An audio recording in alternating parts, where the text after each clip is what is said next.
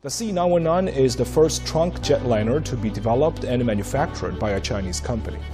It comes with a seating configuration of 158 or 168 seats and has a range of more than 5,500 kilometers.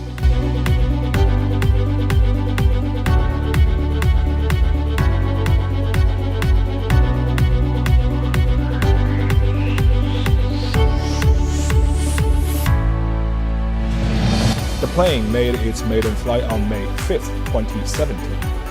Comac has already received 815 orders for the C919 from 28 customers worldwide.